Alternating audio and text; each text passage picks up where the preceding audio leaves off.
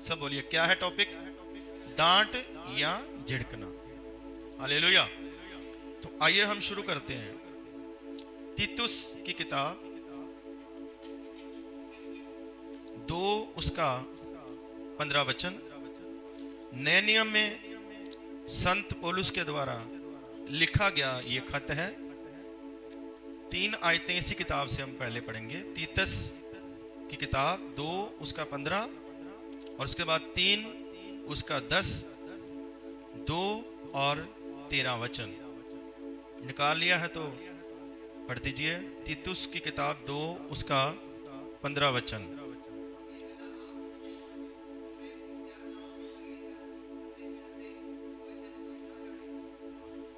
Hallelujah.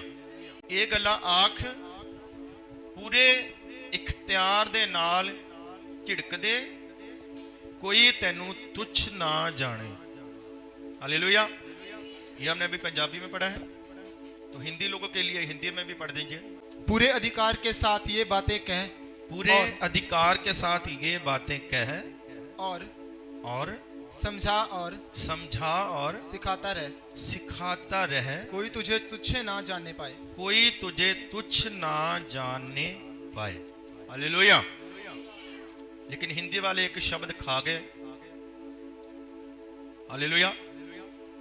जो पंजाबी की Bible में बिल्कुल सही लिखा गया है कि पूरे अधिकार के साथ क्या करना है? तुम्हें झिड़कना है। सारे बोलो, क्या करना है? क्या करना है? झिड़कना है। पूरे इख्तियार के साथ, पूरे अधिकार के साथ समझा दे, सिखा दे, सिखाता रहे, समझा, और कोई तुझे तुच्छ ना जाने। ये कोई कौन है और किसको कहा गया? ये एक शागिर्द को जो कलीसिया का अगुआ ठहराया गया, जिसको कलीसिया का अगुआ ठहराया गया, उसका उस्ताद। हालेलुया। संत पौलुस के नीचे बहुत सारे शागिर्द हुए जिनको उसने कलीसियाओं के अगुए ठहराया और उनको शिक्षाएं दी। तीतुस भी उनमें से है और तिमोथियस भी उनमें से है। हालेलुया। और भी शागिर्द हैं बाइबल में। और तीतुस को कहा, बोला कि तुम क्या करना? समझाना और सिखाना कलीसिया को, और जो तुझे इख्तियार दिया, अधिकार दिया, तू उसके इख्तियार अधिकार के साथ क्या करना है? झिड़कना है। अगर कोई ना समझे, पहले आता है समझाना, लेकिन अगर कोई ना समझे तो उसके बाद फिर आता है डांटना या झिड़कना। हालेलुया। तो क्या और भी लिखा है? तीतुस 3 का 10 पढ़िए। जेड़ा मनुख कुपंथी होवे, कुपंथी कौन? चुगड़ालू। कौन होवे? कुपंथी होवे। वो एक दो बारी ओनू मत दे के उस तो की कर परे रह, और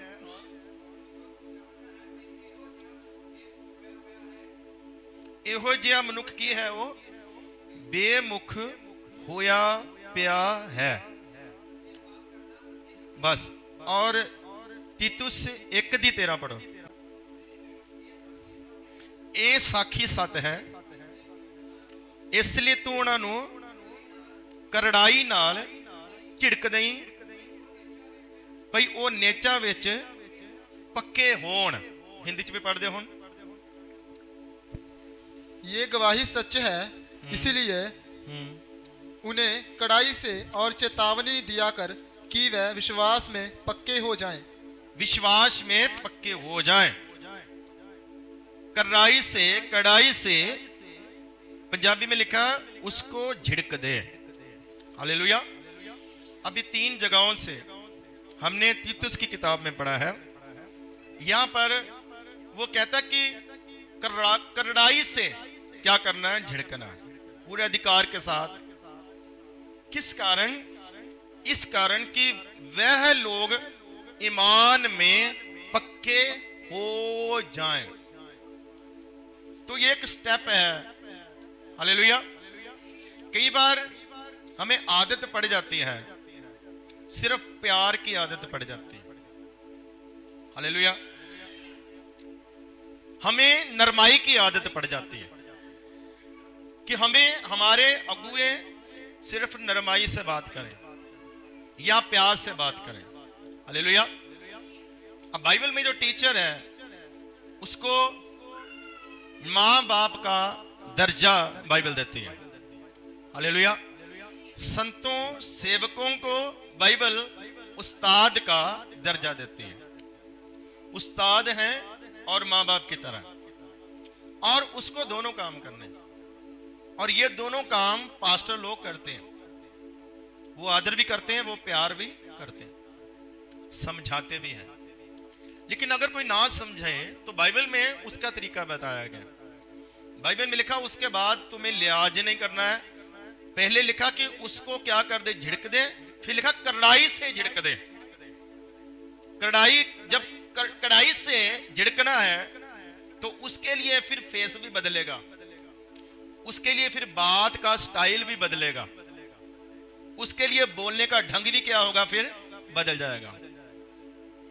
और लाजमी है जब कड़ाई से डांटना है तो फिर उसमें गुस्सा झलकेगा। हालेलुया। ये लेकिन ये खुदावंद के दिए हुए अधिकार हैं, क्योंकि उसको कलीसिया को चलाना है।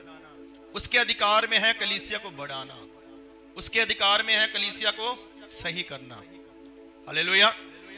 हालेलुया। अब यहां पर बहुत सारे माँ बाप हैं जिनके बच्चे हैं, वो बच्चों को बहुत प्यार करते हैं, उनको खाना बना कर देते हैं, उनके कपड़े धोते हैं, उनको स्कूल जाने के लिए उनकी यूनिफॉर्म प्रेस करते हैं, बहुत बहुत सारे काम करते हैं, उनको धोते हैं, साफ करते हैं, बहुत कुछ करते हैं। लेकिन उसके विषय में नीति वचन में एक शिक्षा दी गई।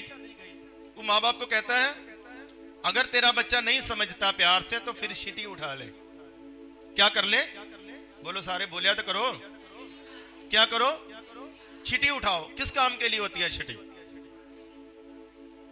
कई बार हम क्या करते हैं, अधिकार से उनको एक थप्पड़ भी लगाते हैं, और कई बार तो आजकल की माएं तो ऐसा नहीं करती, लेकिन जो पहले समय की माएं होती थी वो थापी से भी कूटती थी, डंडे से भी, बाड़ा तो भी फड़ के कमा दिया होंगे ऐसे पूरे बेड़े च।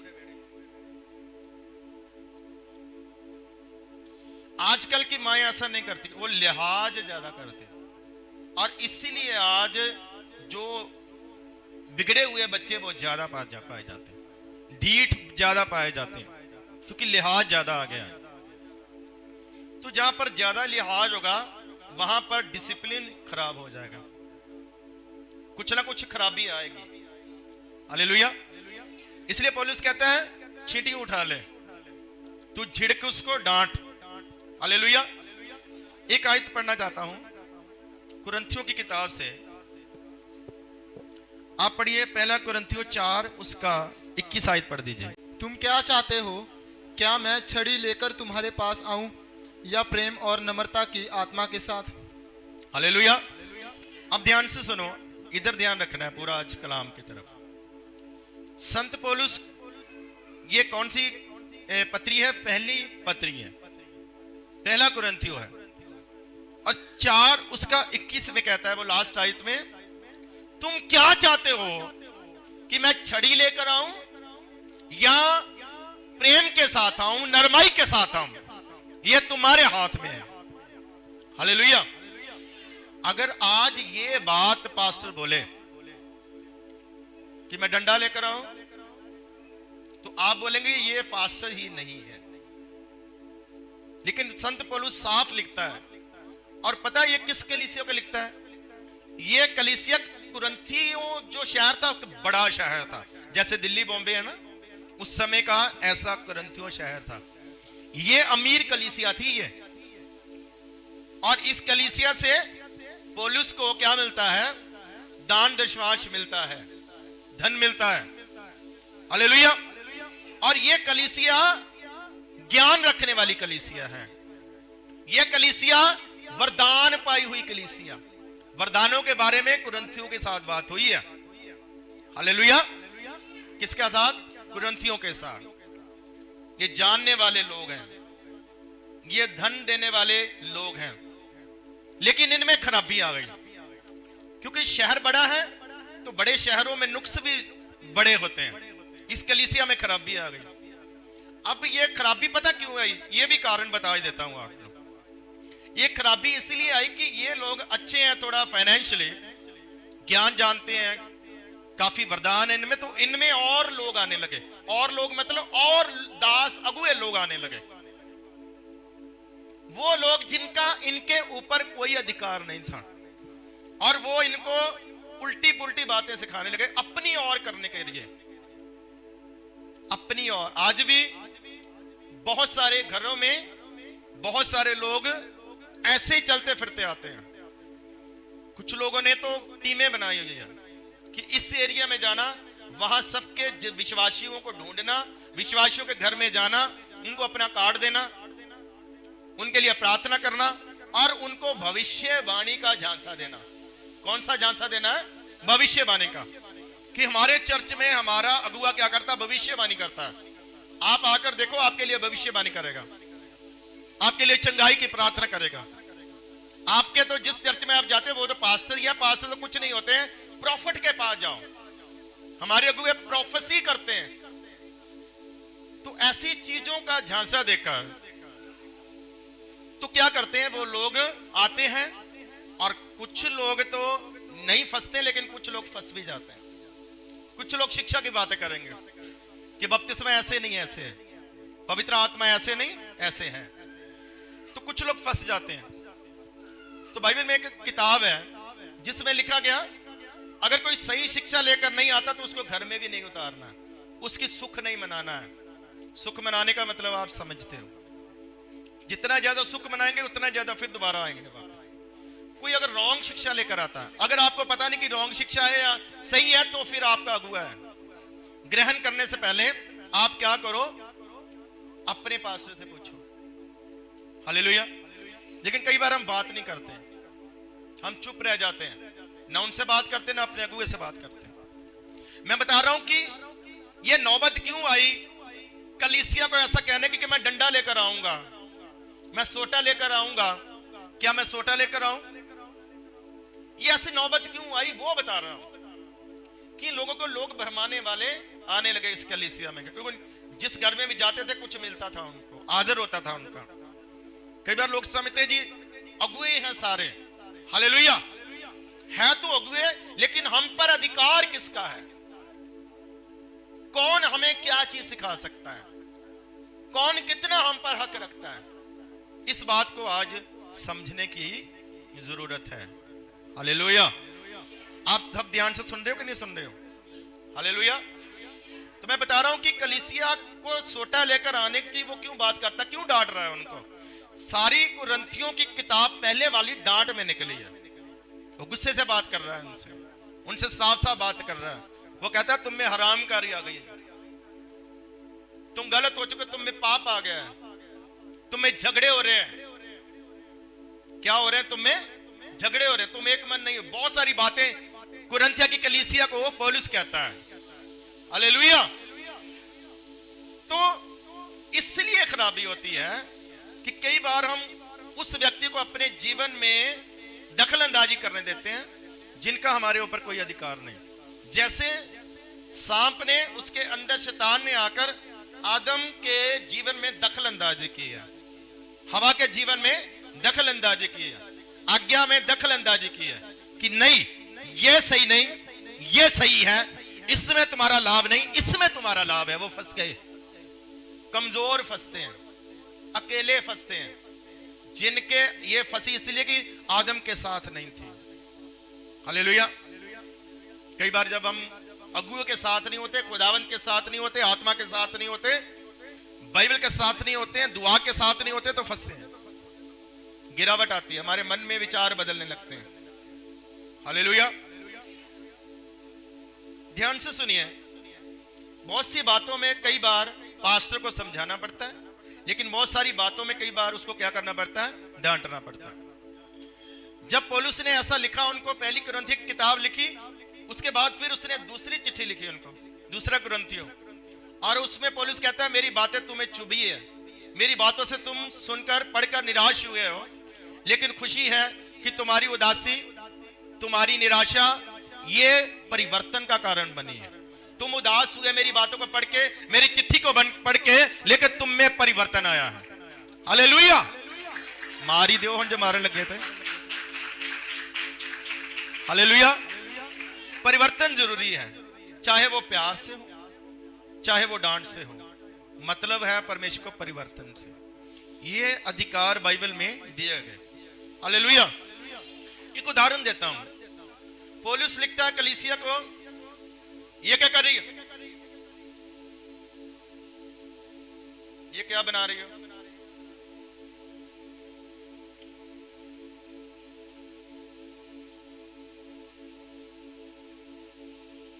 हालेलुया।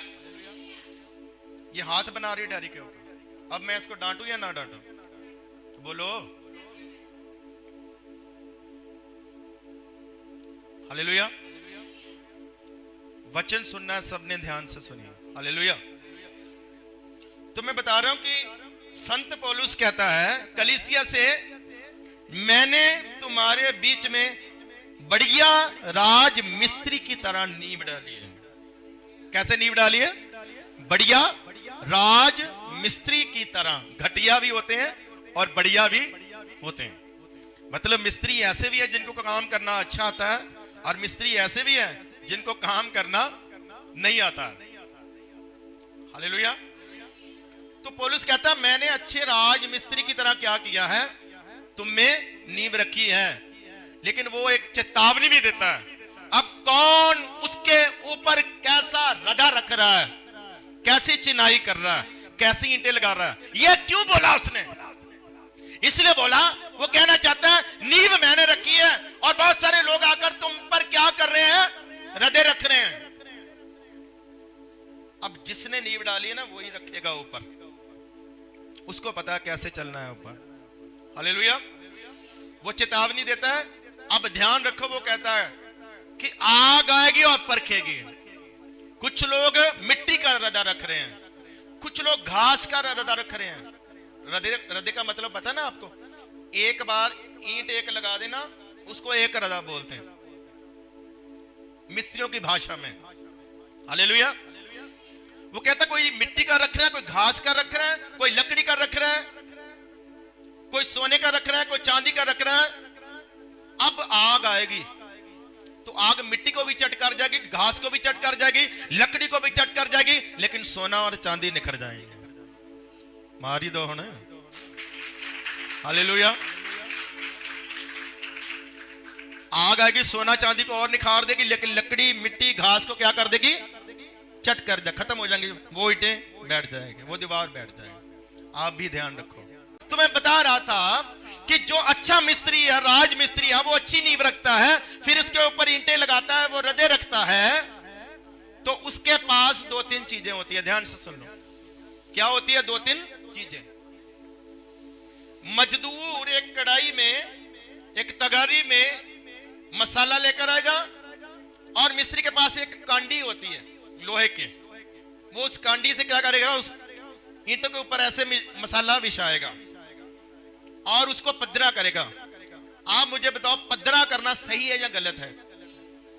वो बोलो कि ऐसे ही रख देगा ऊपर, ईंट खराब करेगा तो खराब होगा, नुकसान होगा घर वालों का। सामान का क्या होगा? वो पद्धरा करेगा, कम से कम 1 इंची उसको बराबर करके उसके ऊपर ईंट रखेगा। अब ईंट रख दिया, अब उसके पास एक चीज और है, वो है उसके पास तेसी होता है। एक तरफ लोहा होता है और लकड़ी के बीच में ऐसे होता है, तेसी बोलते हैं उसको। फिर वो क्या करता है, उस ईंट को पिछली साइड से ऐसे ईंट के ऊपर मारेगा। क्या करेगा? ऐसे मारेगा। अगर उधर को ज्यादा है पिछली तरफ तो उधर से मारेगा, अगर इधर को निकली है तो इधर से मारेगा।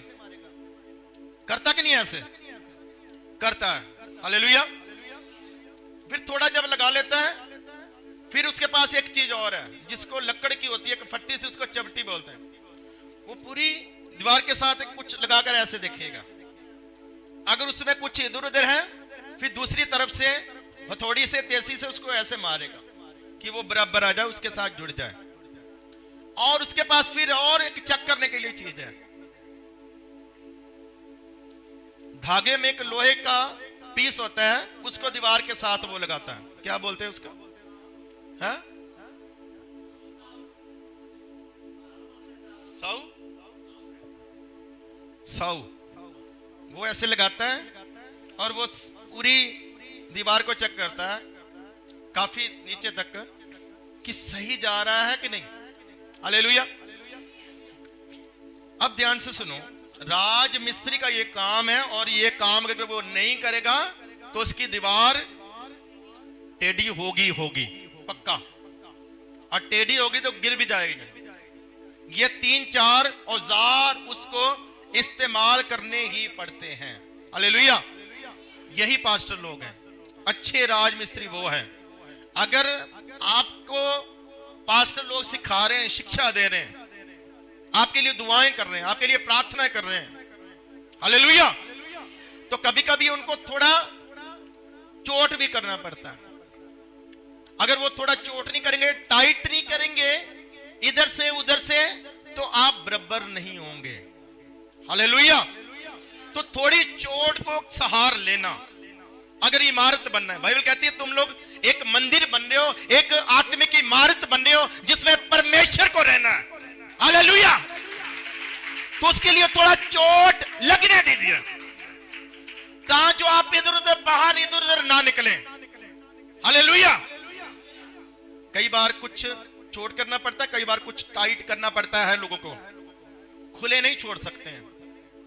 अगर पास्टर खुला छोड़ दे, आजाद कर दे, तो वो बाइबल कहती है एक भेड़ वाड़े से बाहर निकल गई, वो खुला रहना चाहती है, उसको जो दायरा है वो पसंद नहीं, उसको वाड़ा पसंद नहीं, उसको दरवाजा पसंद नहीं, वो खुला घूमना चाहती है।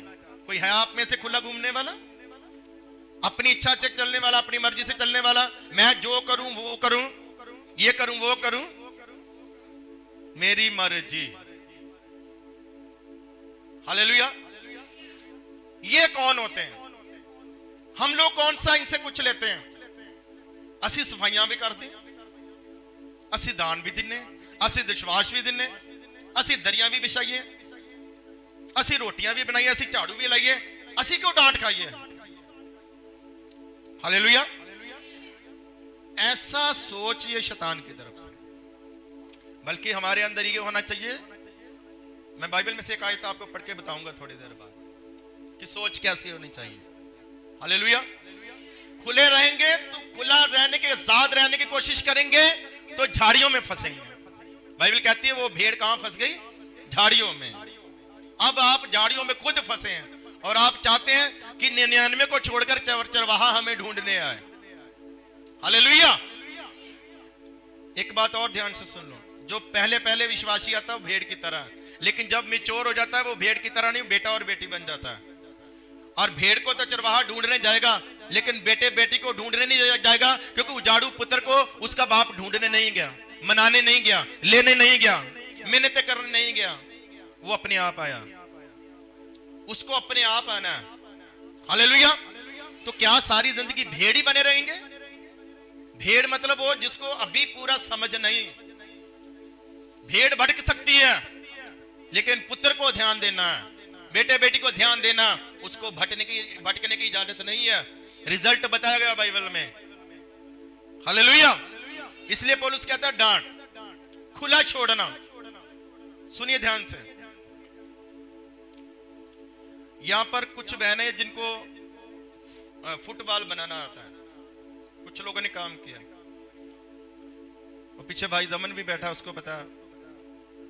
जो फुटबॉल बनाते हैं ऐसे उसको दो सुइयों से उधर से धागा निकालते हैं, इधर से धागा निकालते हैं, उसको जोर से खींचते हैं। और जोर से पता कैसे खींचते हैं? इनको पूछो, 2-3 बार उंगलियों में ऐसे घुमाकर टाइट करके अपनी उंगलियों में, फिर उसको ऐसे खींचते हैं और उसको पूरा खींचते हैं और वो टाइट कर लेता है 2 हिस्सों को।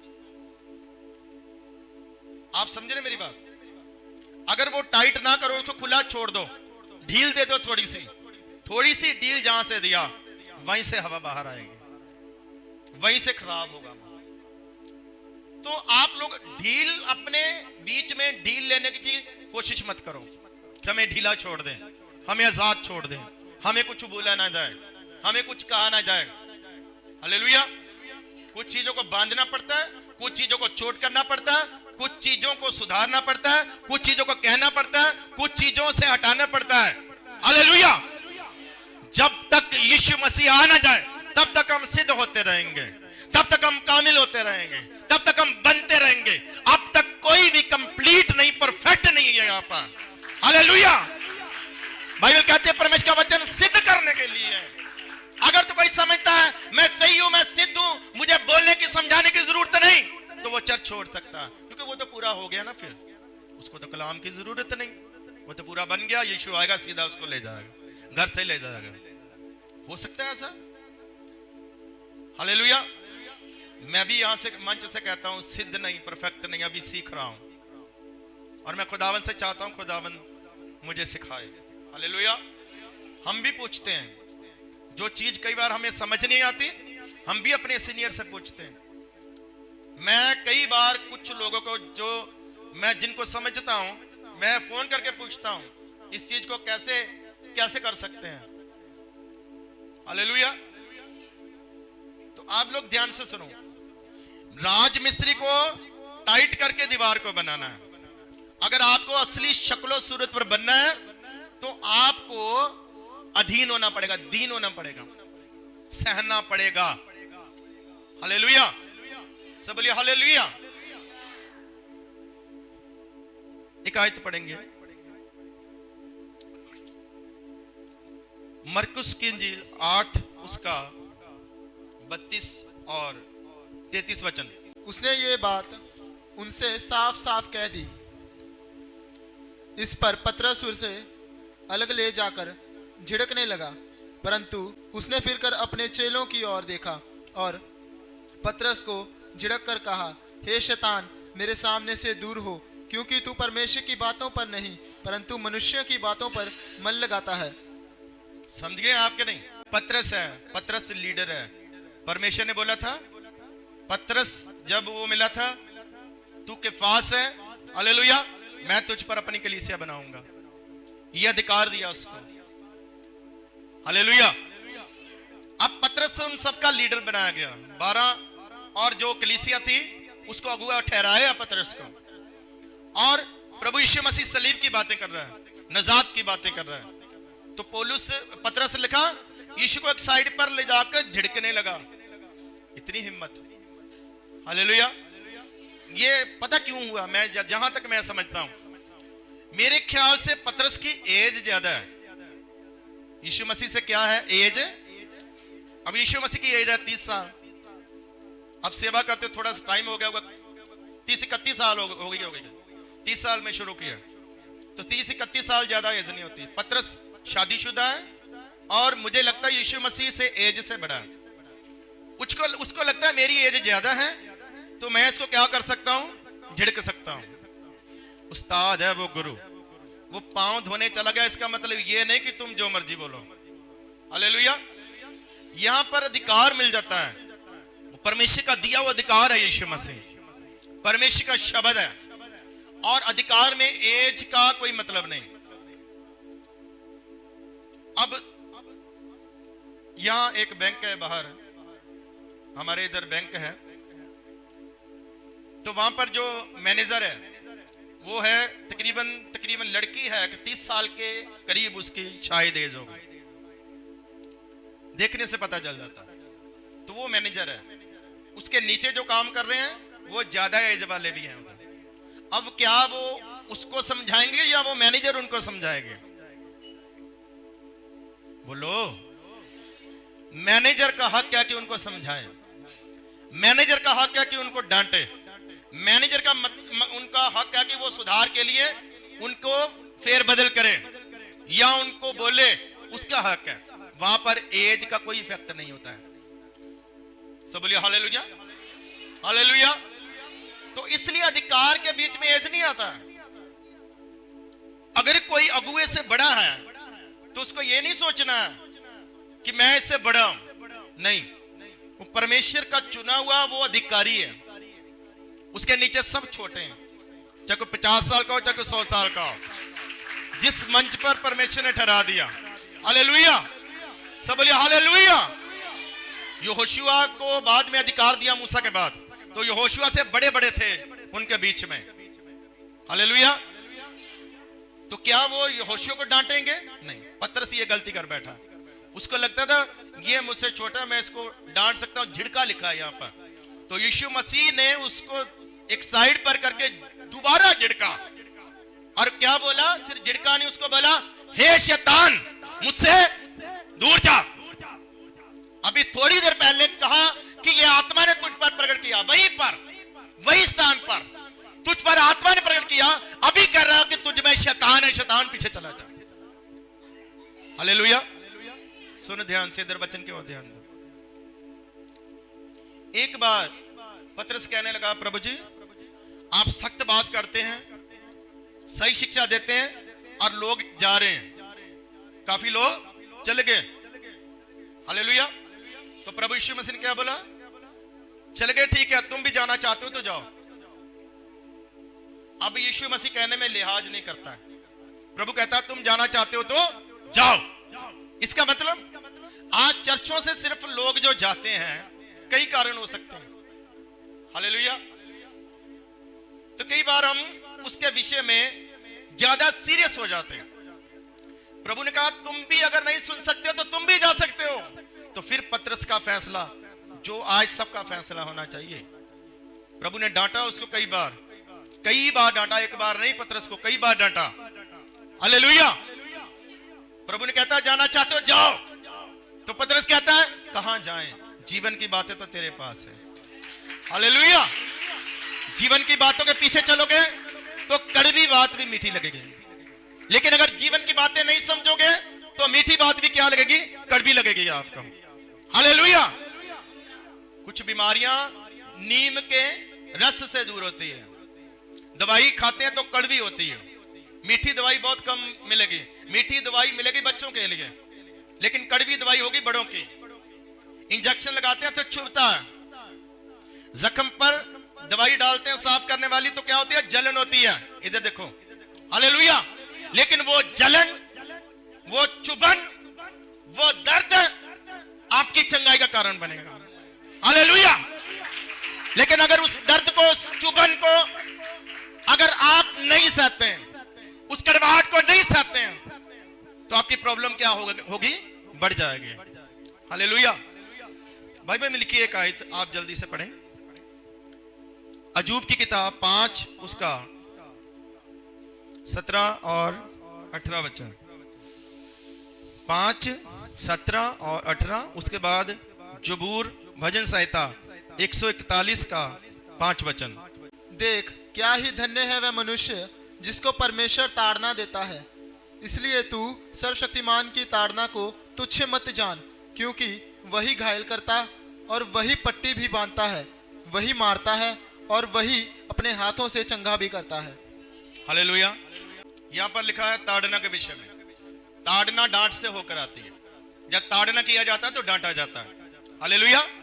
ताड़ना के लिए डांटते हैं, ये परमेश्वर से कहा गया कि जब परमेश्वर तुझे ताड़ना देता है तो सह लेना, हालेलुया। लेकिन मैं आपसे पूछना चाहता हूं, कभी परमेश्वर आपको सीधा डांटने और ताड़ने नहीं आएगा। उसने बंदे रखे हुए हैं, उसने अधिकारी बनाए हैं, हालेलुया। क्या किया है? अधिकारी रखे हैं, ये काम अपना परमेश्वर उनसे लेता है। आपको एक बहुत महत्वपूर्ण बात बताता हूं। पुराने नियम में आप पढ़ना अजरिया की किताब और नेहमिया की किताब। नेहमिया की किताब जब आप पढ़ेंगे तो वहां पर लिखा है जो लोग गलत करते थे उनको क्या करते थे? वो समझाते थे। पहले क्या करते थे? समझाते थे। जब नहीं समझते थे वो एक सभा लगाते थे, और सभा लगाकर उनको बीच में क्या करते थे? उनको बिठाते थे, और बीच में बिठाकर कुछ लोग वो रखते थे, उनको कहते थे इनके बाल नोचो। क्या करो इनके? बोलो क्या करो? इनके क्या करो? वो बाल नोचते थे उनके। अब ये कैसा न्याय है? ये पुरानी व्यवस्था में लिखी हुई बात है कि पहले समझाओ, नहीं समझे तो उनको क्या करो, बाल नोचो, उनको तकलीफ दो, उनको मारते थे, वो डांटते थे, उनको मारते भी थे। हालेलुया। लेकिन हम अभी नए नियम में हैं, दया का युग है, नम्रता का युग है। हालेलुया। लेकिन ज्यादा नम्रता, ज्यादा दया ये बिगाड़ती है। दया का लाभ लेना है लेकिन नाजायज लाभ नहीं लेना है। नम्रता का लाभ लेना है लेकिन नाजायज लाभ नहीं लेना है। इसलिए मैंने पहले आपको नए नियम से पढ़ाया कि नए नियम में दास लोग कैसे थे। सब बोलिए हालेलुया, हालेलुया। बाइबल में एक सेवकाई खत्म हो गई, सेवकाई खत्म नहीं हुई, एक सेवकाई करने वाला खानदान खत्म हो गया। कारण क्या था? एली, जिसके बच्चे लुच्चे थे, ऐसे लिखा बाइबल में, शैतानी बच्चे थे, ऐसा लिखा। और वो जो चर्च में लड़कियां आती थी, स्त्रियां थी, उनके साथ व्यभिचार करते थे, और जो खाना होता था उसको झूठा कर देते थे। उसमें से पहले ही वो त्रिशूल लेते थे और ऐसे उसमें डालकर तो वो पहले ही ले जाते थे, ऐसे थे। तो उनका जो पिता था उनको समझाता था। हालेलुया। अब ध्यान से सुन लो, उनका पिता उनको समझाता था, लेकिन उनका पिता उनको डांटता नहीं था। आप पढ़ लेना, वो उनको समझाता तो था लेकिन एक्शन नहीं लेता था, डांटता नहीं। इसलिए क्या हो गया? वो खानदान से सेवकाई को छीन लिया गया। वो लड़के भी मर गए और वो उनका पिता भी मर गया। अब उनके खानदान में सेवकाई नहीं हो सकती। अब वो सेवकाई मिली है वहां पर एक सेवा करने वाले छोटे लड़के को, शमूएल को। हालेलुया। अब नुक्स कहां पर है? अब नुक्स है, प्यार से समझाया, प्यार किया, लेकिन डांटा नहीं, एक्शन नहीं लिया।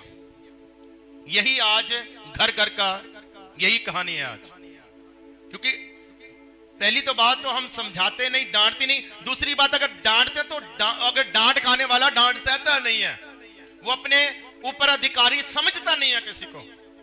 अब समझने की भी बात है कि कौन कितना समझ सकता है, कौन कितना सह सकता है। वही सहेगा जिसको ये लगेगा कि हाँ ये मेरे ऊपर अधिकारी है। हालेलुया। एक आयत पढ़ दीजिए और फिर हम प्रार्थना करते हैं। भजन संहिता 141 का 5 वचन। धर्मी मुझको मारे तो ये कृपा मानी जाएगी। धर्मी मुझको मारे तो ये क्या है? बोलो तो सही, क्या है? और वह मुझे ताड़ना दे तो ये मेरे सिर पर का तेल ठहरेगा। अगर वो मुझे ताड़ना देता तो मेरे सर पर क्या है? तेल है। हालेलुया। धर्मी मुझे मारे तो ये उसकी कृपा है। ये मेरे लिए क्या है? क्या आप लोग समझते इस बात को? धर्मी अगर मारता है तो आप कहां मार सहेंगे? कोई नहीं सहता। हालेलुया। धर्मी मुझे मारे ये कृपा है, क्योंकि उसकी मार में क्या है? हमारा बचाव है। अगर वो मुझे ताड़ना देता, डांटता, तो मेरे लिए आराम है। सर के ऊपर क्या है? तेल है। ये है दाऊद। ऐसे ही नहीं क्षमा कर दिया गया उसको। कहते हैं ना कि दाऊद ने इतना बड़ा पाप किया, उसको क्षमा क्यों किया? उसमें क्वालिटियां थी, कुछ उसकी सोच थी, वो करना नहीं चाहता था, हो गया उससे पाप। लेकिन उसका मन बड़ा अच्छा, सोच बड़ी अच्छी है उसकी। सारी सोच उसने भजन संहिता में लिख दी है अपनी। हालेलुया। सुनो ध्यान से, इसका थोड़ा सा हिस्ट्री बताना चाहता हूं। क्यों लिखा उसने? जब उसने पाप किया, नबी आया और नबी सबके सामने उसकी बेइज्जती कर रहा है, डांट रहा है उसको। तूने ये किया, तूने ये किया, तू शराब पीता, तू पापी है, परमेश्वर तुझसे नाराज है, ऐसे बोल रहा था। सुनो ध्यान से, आज लोकतंत्र है। आज क्या है? लोकतंत्र है। लोकतंत्र में क्या होता है? मीडिया सवाल पूछ सकता है। आपने देखा ना कि मीडिया प्रधानमंत्री से भी क्या कर लेते हैं? सवाल पूछ लेते हैं। राष्ट्रपति से भी सवाल पूछ लेते हैं, एमपी से भी, एमएलए से भी सवाल पूछ लेते हैं। और जो आम आदमी, बिल्कुल सोशल मीडिया देखना, बुढ़े बुढ़िया, बच्चे प्रधानमंत्री को कुछ भी बोल रहे हैं, कुछ तो मैंने गाली निकालते भी देखे। इसको बोलते हैं लोकतंत्र। क्या है ये? अब लोकतंत्र में आप राजा को भी बोल सकते हैं, प्रधानमंत्री को बोल सकते हैं, लीडर को बोल सकते हैं, लेकिन उस समय लोकतंत्र नहीं था। लोकतंत्र बाद में आया।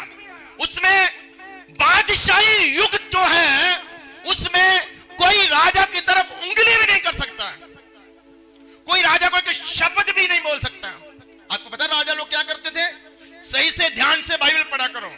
राजा लोग किसी भी स्त्री को चाहे उठवा सकते थे, जिस लड़की को चाहे उठवा सकते थे, जिससे शादी करना चाहे वो शादीशुदा भी है उससे शादी कर सकते थे, और वो पति कुछ नहीं बोल सकता था। ना स्त्रियों का अधिकार था ना आदमियों का। जहां पर राजा खड़ा है, किसी का भी खेत ले ले, किसी का भी पैसा ले ले, परमेश्वर नहीं करता, लेकिन लोग नहीं बोल सकते थे क्योंकि लोकतंत्र नहीं था। वहां ऐसे युग में, ऐसे माहौल में एक नबी राजा को डांट रहा है, तो तलवारें निकाली। पता क्यों निकाली? इसलिए क्योंकि बादशाही राज्य में कोई किसी के खिलाफ नहीं बोल सकता है। हालेलुया। पुराने नियम में राजा लोग नबियों की बहुत इज्जत करते थे, सुनो ध्यान से। लेकिन नबी जब जाते थे राजा के सामने, वो नमस्कार करते थे झुक के, क्योंकि वो उस समय क्या है? राजा। और वो क्या है? एक आम व्यक्ति। लेकिन राजा को पता है ये आम व्यक्ति तो है, लेकिन प्रभु का दास है, फिर वो झुकता था उसके सामने। हालेलुया। तो मैं कहता हूं राजा उस समय, बादशाही युग जो है उस समय कोई नहीं बोल सकता, लेकिन नबी बोला राजा के सामने। आपको पता है जब यूहन्ना ने बोला था राजा के खिलाफ, क्या किया था? उसकी गर्दन कटवा दी थी। तो कोई तरने नहीं लगा सकता उधर, कोई रैली नहीं निकाल सकता है उधर राजा के खिलाफ। आप समझ रहे कि नहीं? आज हो सकता है ऐसा, उस समय नहीं।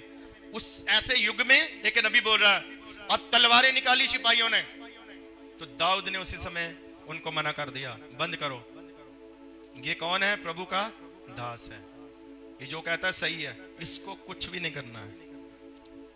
हालेलुया।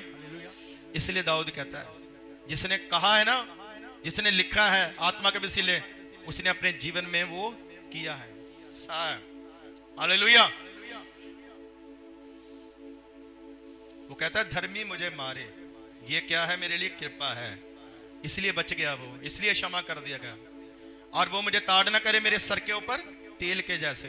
आप 23 जबूर पढ़ेंगे ना, 23 जबूर में उसने कहा तेरी सोटी तेरी लाठी मुझे तसल्ली देती है। अब कौन समझता है ऐसी बातों को? तेरी सोटी तेरी लाठी मुझे क्या देती है? तसल्ली देती है। वो पता है, वो जानता है खुदावन तेरी सोटी तेरी लाठी दर्द देने के लिए, जख्म देने के लिए, मारने के लिए, तकलीफ देने के लिए नहीं, तेरी सोटी तसल्ली देने के लिए। हालेलुया। प्यार भी सहो और डांट भी सहो, ताड़ना भी सहो, झिड़कना भी बर्दाश्त करो। हालेलुया। तो आप सफल होंगे, वरना आप सफल नहीं होंगे। शैतान कभी भी गिरा सकता है। पौलुस ने कहा पूरे तू अधिकार रखता है, तू इख्तियार रखता है, इसलिए डांट देना, पूरे इख्तियार से झिड़कना। हालेलुया। इससे होता क्या है? इससे होता क्या है कि दूसरे व्यक्ति का भला होता है। हालेलुया। वो भलाई करता है आपके ऊपर। अगर चर्च में अगुआ चुप हो जाए तो यह खतरनाक है। बोलना बंद कर दे, समझाना बंद कर दे, डांटना बंद कर दे, कहना बंद कर दे, तो यह नुकसान होगा। इसका रिजल्ट अच्छा नहीं होगा, इसका रिजल्ट क्या होगा? बुरा होगा। हालेलुया। सब बोलिए हालेलुया। इसलिए ज्यादा आजाद होने की जरूरत नहीं, ज्यादा खुले रहने की जरूरत नहीं। किसी ना किसी के हाथ में हमारा अधिकार होना चाहिए, किसी ना किसी के हम नीचे होने चाहिए। हालेलुया। ताकि परमेश्वर हमें क्या दे? आशीष दे। बाइबल कहते है जिससे वो प्यार करता है उसी को डांटता है, जिससे वो प्यार करता है उसी को ताड़ता है। तो प्यार जरूरी है, साथ में डांट भी जरूरी है। हालेलुया। आइए आंखें बंद करेंगे, सब लोग धन्यवाद करेंगे 2 मिनट के लिए।